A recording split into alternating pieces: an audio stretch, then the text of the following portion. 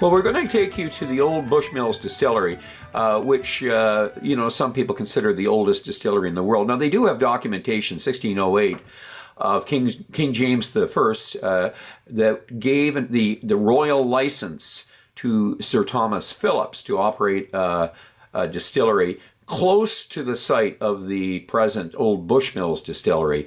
Then in 1784, Hugh Anderson actually took out a license on the present site.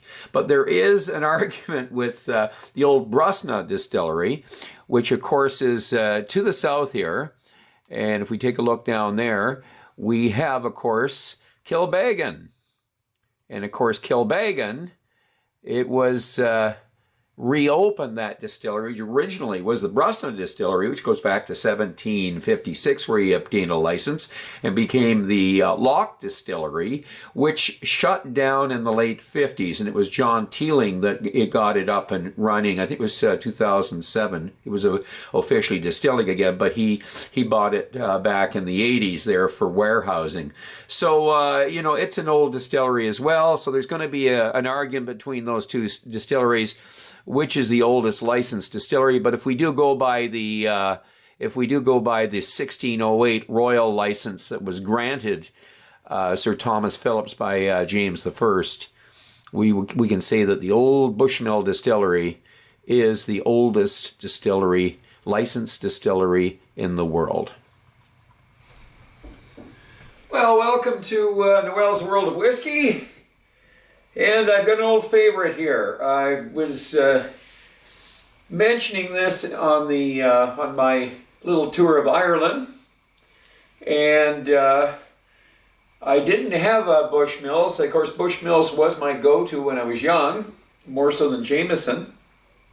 And I haven't had a Black Bush in a while, so I'm treating myself to a Black Bush. And I don't know. We're going to find out if it's changed through the years. I've been drinking this stuff for a long time, the Black Bush. So we will also entertain ourselves with a Trudeau glass, just something a little different. And it has a similar shape, a little, almost like a bit like a pot still, eh? I was going to show you the Trudeau glass here. So you can see the bulge in the center of it there. That's basically, that bulge is going to allow the whiskey to kind of float up a little higher along the outside of the glass there. So it always looks like it's more full than it is. But it still has really good nosing quality, this glass.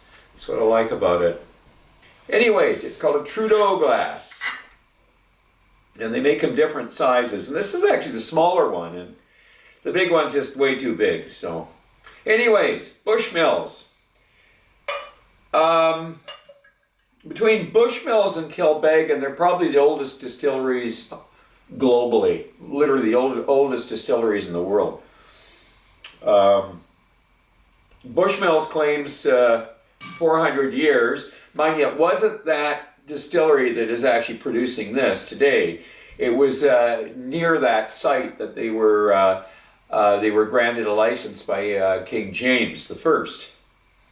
And so it's documented that 400 years ago they did distill on that, or close to that site. But the actual licensing is between Kilbeggan and Bushmills. They are the oldest licensed distilleries in the world.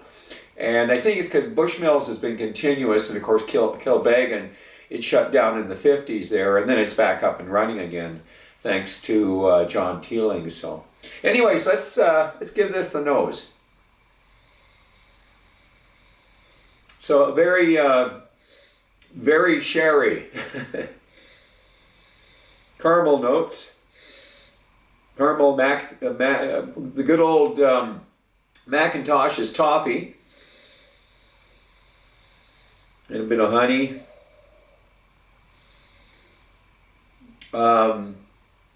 Toffee, marshmallows. We even get a little bit of pears in that, but it's got a kind of a almost a fruity, very fruity kind of, I guess pears are probably pears or maybe even apricots. A little citrusy. And in the background, a little bit of spice in the background there, a little bit of the cinnamon.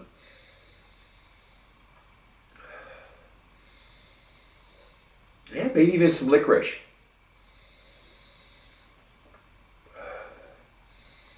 Yeah.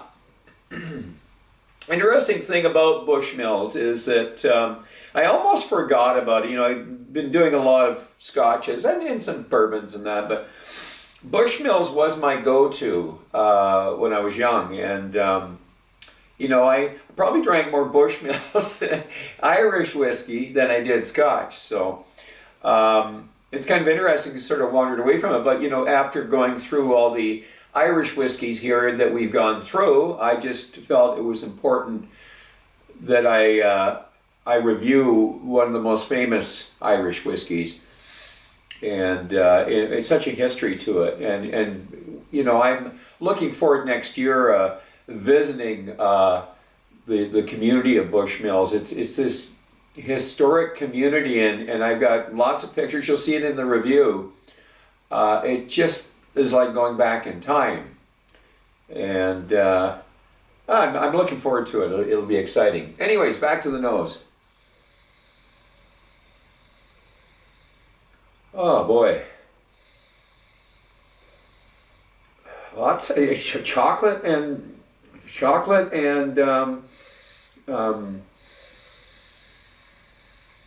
what is that? Orange chocolate. It's orange chocolate, almost like a McCallum's. Anyways, let's do the palate. Solange.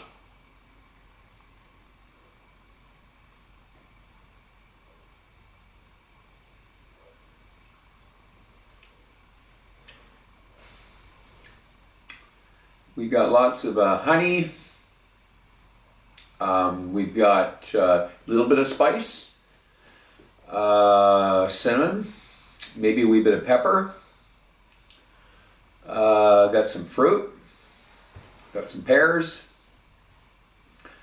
I think the sherry is really noticeable here, but I've got the spices, and maybe that's one of the differences between this and the Jameson is the Jameson's not quite as spicy as this. It seems to have a little more spice to it. Not a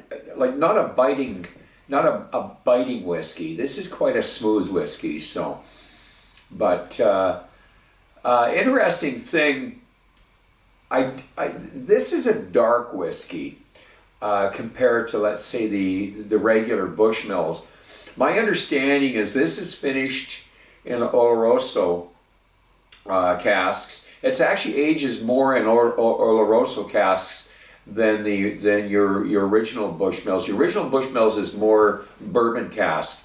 So because this is more sherry forward and it's finished in sherry casks, it has more time in sherry casks. It's got that darker color. There is no coloring added, as I understand. This is actually around 10% grain. And the rest is your malt barley. So, but the grain, you don't really notice it that much. It's almost hidden.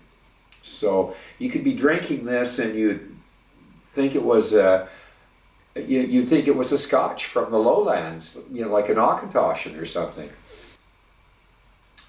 Fruit, pears, apricots, sweet. Very sherry. No bite to this at all. I'd say in the background we've got slight bit of nutmeg. If there's pepper, it's very light white pepper, but it's more cinnamon, I would say, for the spice. cinnamon and nutmeg. Almost like when you add nutmeg to a latte. A bit of chocolate, dark chocolate. But, you know, with the dark chocolate, it's got a little bit of a creamy taste to it. Creamy dark chocolate.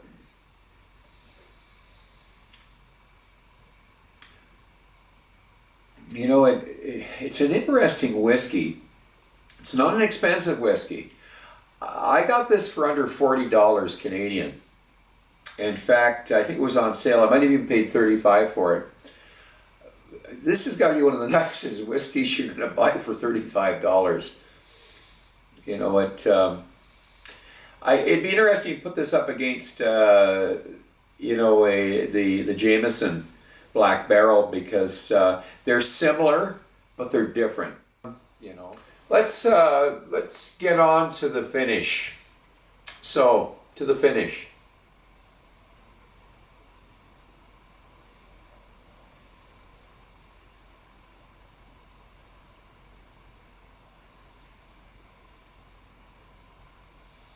So, I'm going to say that this whiskey here has a longer finish than a Black Barrel.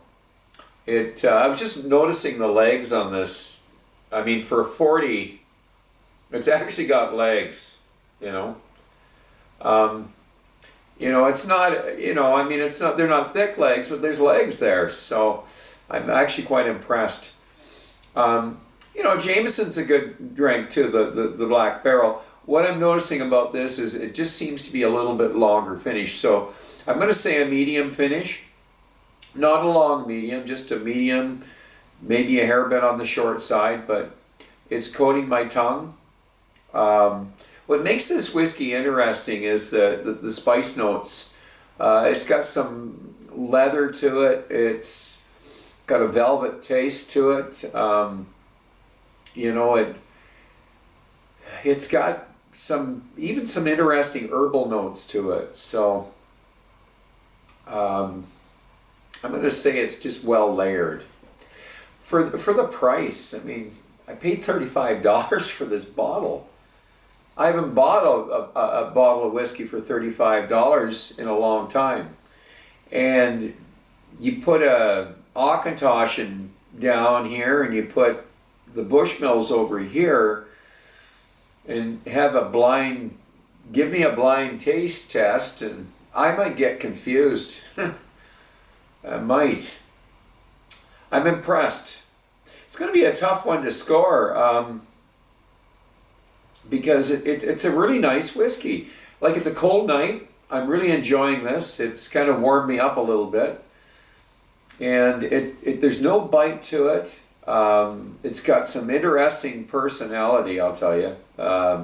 Lots of layers to it. I'm going to say for $35, it's got lots of layers to it. I'm going to give this an 84. I think that's a really fair score for it. I mean, I always like to involve the price and what my palate's doing, what my nose is doing, how I'm enjoying the whiskey. And comparatively speaking, this is probably one of the best deals out there.